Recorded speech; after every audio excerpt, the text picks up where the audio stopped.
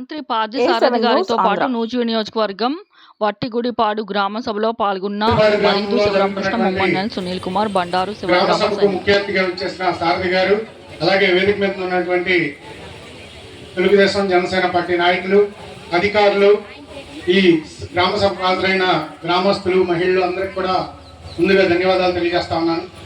ఈరోజు ఈ గ్రామ సభ మన ఒట్టిగుడిపాడు ఒక్క గ్రామంలోనే జరగట్లేదు. మన రాష్ట్ర ముఖ్యమంత్రి నారా చంద్రబాబు నాయుడు గారి ఆదేశాలతో, పవన్ కళ్యాణ్ గారి పర్యవేక్షణలో ఈ రాష్ట్రంలో 13,500 గ్రామాల్లో ఈ ఒకే రోజు ఈ గ్రామ సభలు నిర్వహించడం అనేది భారతదేశ చరిత్రలోనే ఈరోజు అతి మనం చెప్పుకోదగిన రోజుగా ఈరోజు చరిత్రలో నిలిచిపోయే రోజు ఈరోజు. ఆ విధంగా ఈరోజు గ్రామ సభలు జరుగుతూ ఉన్నాయి. ఉదయం నాకు తెలిసి ఈరోజు మన ఎమ్మెల్యే గారు, సారథి గారు ఉదయం 7-7:30కు ఈరోజు ప్రయాణం స్టార్ట్ చేసి ఉంటారు. ఈరోజు ఇప్పుడు వరకు కూడా సార్ భోజనం చేయలేదు. ఇప్పుడు వరకు కూడా భోజనం చేయని పరిస్థితి ఉంది.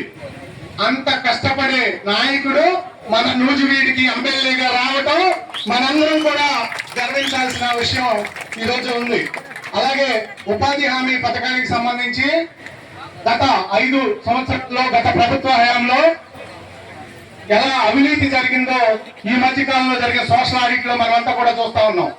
ఒక్క మా పాత రావిచల్ల గ్రామంలోనే 10,80,000 రూపాయలు తినేశారు. అలాగే ఒక్క నూజివీడు మండలంలోనే 11 మంది ఫీల్డ్ అసిస్టెంట్లు అభివృద్ధికి పాల్పడ్డారని చెప్పి సోషల్ ఆడిట్ నివేదిక తెలిసింది. ఇదేదో జనసేన నాయకుడిగా నేను చెప్తుందో, మన ఎమ్మెల్యే గారు, సారథి గారు, మంత్రి గారు చెప్తుందో కాదు. అధికారులు గ్రామ సభల్లో సోషల్ ఆడిట్ ద్వారా చెప్పినటువంటి నివేదిక ఇది.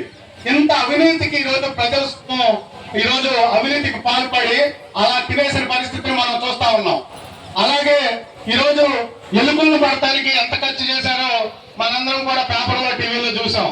అట్లాగే ఎలుకలను పడటానికి ఎంత అమౌంట్ ఈ ప్రభుత్వం వెచ్చించిందో మనం చూసాం. అలాగే ఎగ్ పప్పులు తినడానికి 32 కోట్లు ఖర్చు చేసిన ప్రభుత్వం ఆగస్టు 15 నిర్వహించుకోవటానికి మొన్న ఆగస్టు 15 వరకు ఒక్కొక్క పంచాయతీకి కేటాయించిన డబ్బులు 250 రూపాయల నుంచి 350 రూపాయలు. కానీ కూటమి ప్రభుత్వం అధికారంలోకి వచ్చిన తర్వాత ఆగస్టు 15 ఘనంగా నిర్వహించాలన్న ఉద్దేశంతో ఈ రాష్ట్ర ముఖ్యమంత్రి గారు, ఉప ముఖ్యమంత్రి పవన్ కళ్యాణ్ గారు ప్రతి పంచాయతీకి కూడా 10,000 రూపాయల నిధులు కేటాయించిన ఘనత ఈ కూటమి ప్రభుత్వానికి దక్కిందనేది మనందరం కూడా గమనించాల్సిన అవసరం ఉంది. అట్లాగే ఈ జాతీయ ఉపాధి హామీ పథకంలో నియోజకవర్గంలోనే సార్ 1 కోటి రూపాయల పైన అవినీతి జరిగింది. ఇది మనం చెప్పే లెక్క కాదు, సోషల్ ఆడిట్ ద్వారా అధికారులు తెచ్చారు. తండ్రి పప్పుల్లో తిన్నటువంటి డబ్బులు తిరిగి కట్టించాల్సిన అవసరం ఉంది. ఈ డబ్బు మొత్తం కూడా ప్రజలకే చేరాల్సిన అవసరం ఉంది. ఈ రోజు ఉపాధి హామీ పథకంలో రోజువారీ కూలీలు, వ్యవసాయ కార్మికులు, రైతు కూలీలకు సంబంధించిన వాళ్ళు, చిన్న సన్నకారు రైతు కుటుంబాలు ఈ రోజు అక్కడ ఉపాధి హామీ పనికెళ్ళి ఈ రోజు ఇచ్చేస్తా ఉంటే చాలా మంది దగ్గర రోజువారీ అటెండెన్స్ తీసుకోవాలా, వాళ్ళకి ఐడి కార్డులు ఇవ్వాలా, మచ్చలు లేపించుకోవాలా. ఈ రోజు ఒక్కొక్క గ్రామంలో 15 నుంచి 50 మంది వరకు ఇంకా కూడా 15 నెలలు, 4 నెలలు, 5 నెలలు ఈ రోజు జీతాలు పెండింగ్ లో, అలాగే కూలీకి సంబంధించి డబ్బులు పెండింగ్ లో ఉన్న పరిస్థితిని మనం చూస్తా ఉన్నాం. ఈ డబ్బులన్నీ కూడా రికవరీ చేసి ఎవరికైతే ఇంకా కూలీ డబ్బులు అందలేదో వాళ్ళందరికీ కట్టించాల్సిన బాధ్యత మా ప్రభుత్వం మీద ఉంది. అది ఖచ్చితంగా నెరవేరుస్తాం. మనల్లో కూడా కొంతమందికి రాకపోయి ఉండొచ్చు, అవన్నీ కూడా ప్రభుత్వ అధికారులు చూస్తున్నారని చెప్పి సందర్భంగా తెలియజేస్తా ఉన్నాను. ఒకరోజు సారథి గారు మార్కెట్ యార్డ్ లో ఉంటే మన గ్రామస్తులందరూ కూడా ఒక 50-60 మంది సారథి గారి దగ్గరికి వచ్చారు.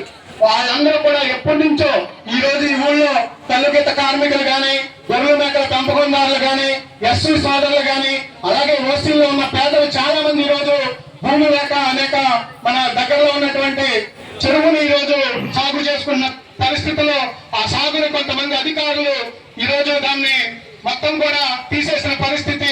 60 మంది రైతులు వచ్చి సారథి గారికి చెప్తే సారథి గారు స్పాట్ లోనే రెవెన్యూ అధికారులకు ప్లాన్ చేసి ఆ అధికారుల్ని గట్టిగా మందలించి రైతులకు న్యాయం చేస్తారని హామీ ఇచ్చిన పరిస్థితి ఉంది.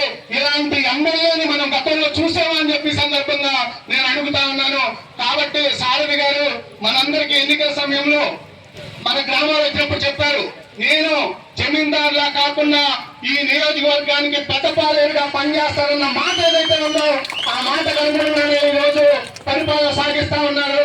కాబట్టి మనం గ్రామంలో ఉపాధి హామీ పథకం ద్వారా కానీ ఏదైనా సమస్యలుంటే మనం నేరుగా చెప్పుకునే అవకాశం ఈ రోజు ఎమ్మెల్యే గారి దగ్గర ఉంది. కాబట్టి మన గ్రామాలను అభివృద్ధి చేసుకుందాం. గతంలో ఉన్నటువంటి 14th కమిషన్ 15th కమిషన్ నిధుల్ని ఏ విధంగా గ్రామాల్లో మాయం చేశారో మనందరికీ కూడా తెలుసు. అలాగే సర్పంచ్ వ్యవస్థని నిర్వీర్యం చేశారు, పంచాయతీ వ్యవస్థని నిర్వీర్యం చేశారు. కానీ పంచాయతీరాజ్ శాఖ మంత్రిగా పవన్ కళ్యాణ్ గారు బాధ్యత తీసుకున్న తర్వాత గాంధీజీ కలలు కన్న స్వరాజ్యం తీసుకురావడానికి ఈ దేశంలో ఆంధ్రప్రదేశ్ నుంచి నాంది పలకాలని పంచాయతీ వ్యవస్థని బలోపేతం చేస్తున్న ముఖ్యమంత్రి గారు, ఉప ముఖ్యమంత్రి గారు మనకున్నారు. కాబట్టి మనందరం కూడా గ్రామాభివృద్ధికి తోడ్పడదామని చెప్పి తెలియజేస్తూ ఈ అవకాశం ఇచ్చినందుకు ధన్యవాదాలు తెలియజేస్తూ ముగిస్తా ఉన్నా.